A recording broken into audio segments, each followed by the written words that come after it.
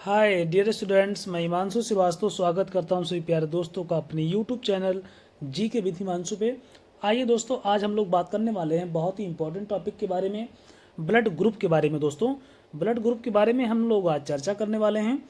तो आइए one by one करके देखते हैं। सबसे पहले हम लोग देखेंगे कि फादर ऑफ ब्लड ग्रुप कौन है। दोस्तों, फादर ऑफ ब्लड ग्रुप ये बहुत ही इंपॉर्टेंट है, यानी कि ब्लड ग्रुप के जनक कौन कहे जाते हैं।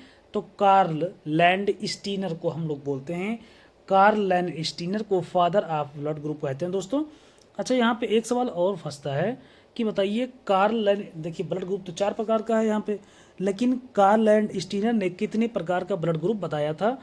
तो मैं आपको बता दूं कि लैंड स्टीनर महोदय ने यहाँ पे 3 प्रकार का ब्लड ग्रुप ही सिर्फ बताया था। कौन कौन सा था? ए ब्लड ग्रुप, नंबर दूसरा बी ब्लड ग्रुप, नंबर तीसरा ओ ब्लड ग्रुप। यानी कि लैंड स्टीनर ने 3 प्रकार के ब्लड ग्रुप को यहाँ पे खोजा था, ए बी एंड वो। यानी कि अगर आपसे सवाल पूछा जाता है कि बताइए लैंड स्टीनर के अनुसार ब्लड ग्रुप कितने प्रकार का था, तो लैंड स्टीनर के अनुसार ब्लड ग्रुप 3 प्रकार का था, ए बी और ओ। ठीक है दोस्तों, आइए हम और कुछ चर्चा करते हैं। उसके बाद हम आप पे आएंगे blood group, antigen and antibody. उससे पहले कुछ और चर्चा इंपॉर्टेंट पॉइंट्स को कर लें। देखिए, हम सभी लोग जानते हैं कि सबसे पहले लैंड स्टीनर महोदय ने 3 प्रकार के ब्लड ग्रुप का खोज किया था, ये सभी को पता है। तो अब यहाँ पे सवाल ये उठता है कि बताइए ये भी किसने खोज किया था। तो ये भी आपके 2 वैज्ञानिक हैं, डिकास्टेलो एंड स्टर्ली नामक वैज्ञानिक ने ए बी का खोज किया था दोस्तों। ठीक है ना, यानी कि डिकास्टेलो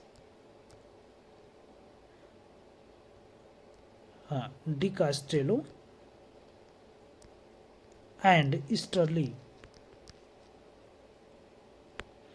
ठीक है दोस्तों, स्टर्ली नामक वैज्ञानिक ने ए बी का खोज किया था, ये आप लोग ध्यान रखिएगा।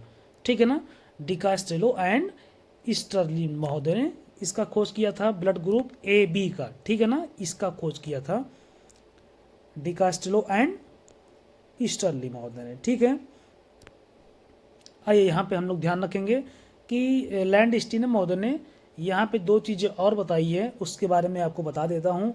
लैंड स्टीनर ने ही सबसे पहले बताया कि 2 प्रकार के अति उच्च अणुभार वाले, ध्यान से सुनिएगा दोस्तों, अति उच्च अणुभार वाले प्रोटीन पाए जाते हैं, जिन्हें हम एंटीजन एंड एंटीबॉडी कहते हैं। ठीक है दोस्तों, ये 2 आप ध्यान रखिएगा। देखिए, एंटीजन क्या होता है? ये आपका एक विशिष्ट पहचान होता है, यानी कि सिंपल सी बात है, जो आपका ब्लड ग्रुप होगा वही आपका एंटीजन होगा। ठीक है, यानी कि जो ब्लड ग्रुप होगा वही आपका एंटीजन भी होगा। इसी एंटीजन के कारण ही हमारा ब्लड ग्रुप क्या होता है? पहचान होता है। जैसे आपके पास एंटीजन बी है तो ब्लड ग्रुप क्या होगा दोस्तों? ब्लड ग्रुप भी बी होगा। अगर एंटीजन ए बी है तो ब्लड ग्रुप भी क्या होगा? ए बी होगा। ठीक है दोस्तों, यहाँ पे ओ का कंडीशन फंसता है, अभी मैं इसके बारे में आपसे अलग से चर्चा करता हूँ। ठीक है, तो ये ध्यान रखिएगा कि 2 प्रकार के आपके, एक होता है एंटीजन और दूसरा होता है एंटीबॉडी। अभी इसके बारे में हम लोग डिटेल में चर्चा करने वाले हैं दोस्तों। तो आइए कुछ और हम इसके विषय में चर्चा कर लेते हैं कि कैसे आखिर ब्लड ग्रुप कौन सा किसको प्रोवाइड करते हैं, कौन सर्वग्राही होता है, कौन सर्वदाता होता है, इसके बारे में हम चर्चा करने वाले हैं। अच्छा, आपके मन में सवाल ये उठ रहा होगा कि बताइए एंटीजन कहाँ पाया जाता है। ठीक है ना, तो मैं आपको बता दूं कि जो आपकी आरबीसीज होती है, आपकी जो आरबीसीज है, इसके जो सरफेस है दोस्तों, आरबीसीज, ठीक है, इसके जो सरफेस है, यानी कि इसकी जो सतह है, इसी सतहों पर क्या पाई जाती है? एंटीजन पाया जाता है दोस्तों। किसके? आरबीसीज के सतहों पर एंटीजन पाया जाता है। और जो आपका प्लाज्मा होता है,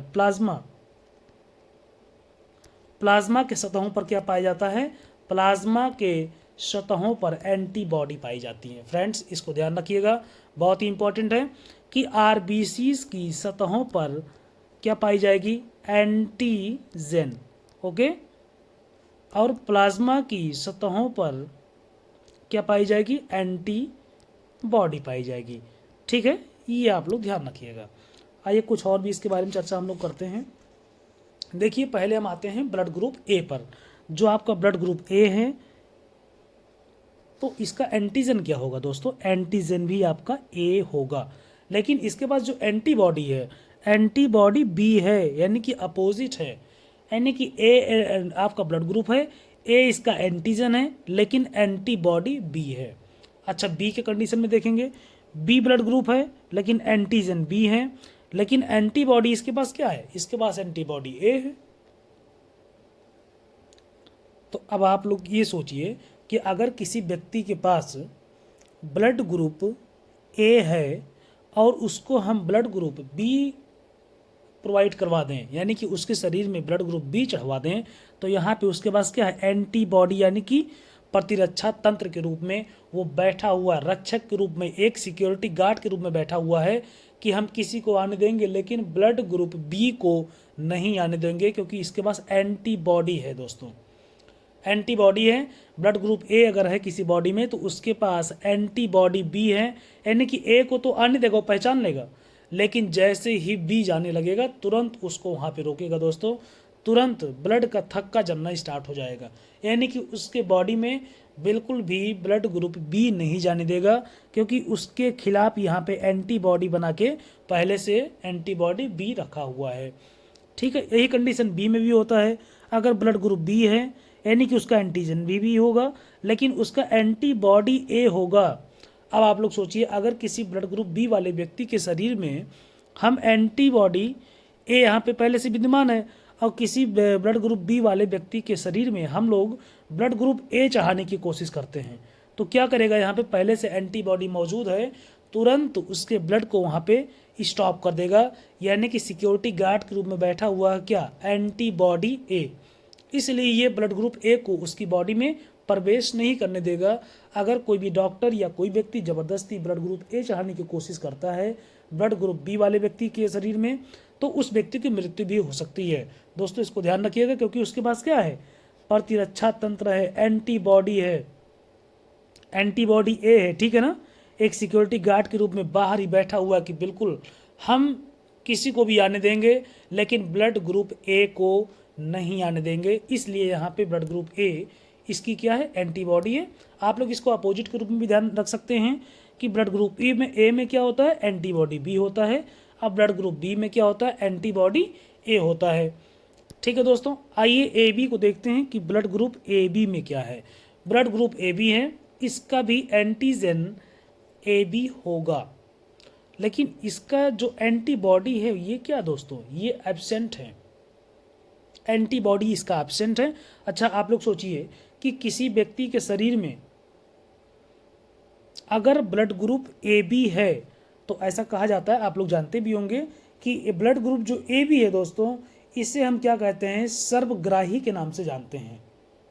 सर्वग्राही यानी कि कोई भी ब्लड ग्रुप ये अपने बॉडी में ले सकता है, क्योंकि इसके पास क्या नहीं है, एंटीबॉडी नहीं है, किसी भी ब्लड ग्रुप के खिलाफ सिक्योरिटी गार्ड इसके बॉडी में नहीं है। इसलिए ब्लड ग्रुप ए बी को हम कहते हैं क्या, इसको हम कहते हैं सर्वग्राही, यानी कि किसी भी ब्लड ग्रुप को क्या कर सकता है, ये सर्वग्राही यानी कि ग्रहण कर सकता है।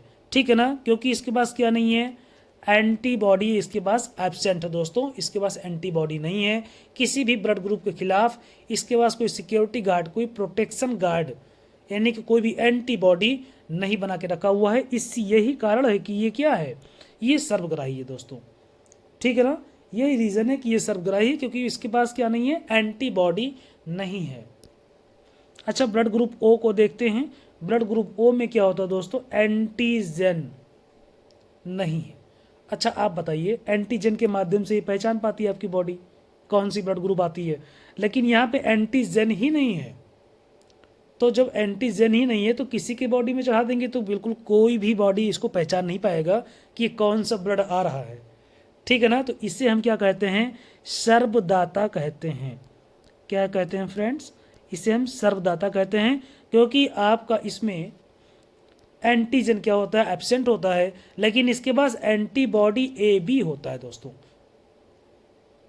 ध्यान रखिएगा। ठीक है ना, क्योंकि ब्लड ग्रुप ए ओ में ए बी नहीं जा सकता, ए बी जाएगा तो यहाँ पे एंटीबॉडी ए बी बैठा हुआ है, लेकिन ब्लड ग्रुप ए सभी बॉडी में चढ़ सकता है, क्योंकि इसके पास क्या नहीं है, इसके पास एंटीजन नहीं है, जिसके कारण किसी भी व्यक्ति का शरीर इस ब्लड ग्रुप को आइडेंटिफाई नहीं कर पाएगा। जैसे मान लें कि ब्लड ग्रुप ओ वालों वो ओ जो है ब्लड ग्रुप ओ को हम ब्लड ग्रुप ए वाले व्यक्ति के शरीर में चढ़ाना चाहते हैं, तो अब इसके पास एंटीजन है ही नहीं, और इसके पास एंटीबॉडी बी का बनाया बैठा है, और इसके पास एंटीबॉडी यहाँ पे पहचान ही नहीं पाएगा क्योंकि इसके पास एंटीजन है ही नहीं। ठीक है ना, तो ये आराम से वहाँ पे चढ़ जाएगा। दोस्तों कई बार सवाल परीक्षा में पूछा गया है कि आप लोग बताइए कि अगर किसी व्यक्ति का सड़क पर एक्सीडेंट हो गया तो उसे हम कौन सा ब्लड ग्रुप, यानी कि बिना चेक किए कौन सा ब्लड ग्रुप इमरजेंसी में उसे हम चढ़ा सकते हैं। तो बताइए आपका आंसर यहाँ पे क्या होगा दोस्तों। तो अगर ऐसा सवाल बनता है तो आप लोग ध्यान रखिए, अगर किसी व्यक्ति का एक्सीडेंट सड़क पे हो जाता है और इमरजेंसी में हमें उससे ब्लड देना होता है तो वहाँ पे आप लोग ब्लड ग्रुप ओ उसे दे सकते हैं, लेकिन ध्यान रखिएगा ब्लड ग्रुप ओ निगेटिव हम उसको जो है बिना किसी जांच के हम उसको दे सकते हैं दोस्तों। ठीक है ना, ब्लड ग्रुप ओ निगेटिव को हम लोग सर्वग्राही कहते हैं, वास्तविक सर्वदाता, सर्वदाता कहते हैं दोस्तों, सर्वग्राही तो आपका ए भी होगा। सर्वदाता कहते हैं, वास्तविक सर्वदाता ब्लड ग्रुप ओ निगेटिव को कहते हैं। यानी कि किसी भी व्यक्ति को बिना किसी जांच पड़ताल के, बिना किसी चेकअप के हम लोग अगर कोई ब्लड ग्रुप देना चाहें तो ब्लड ग्रुप ओ माइनस यानी ओ नेगेटिव हम उसे एक्सीडेंटल व्यक्ति को या किसी अन्य व्यक्ति को चाह सकते हैं, क्योंकि इसे ही वास्तविक सर्वदाता माना जाता है दोस्तों। ठीक है, ये पॉइंट आप लोग ध्यान रखिएगा। तो दोस्तों आपका ये पूरा ब्लड ग्रुप का पूरा सेक्शन था। आई होप कि आपको वीडियो अच्छा लगा होगा, और आपको वीडियो अच्छा लगा हो तो आप लोग लाइक शेयर एंड सब्सक्राइब कर दीजिए। थैंक यू दोस्तों, थैंक यू सो मच।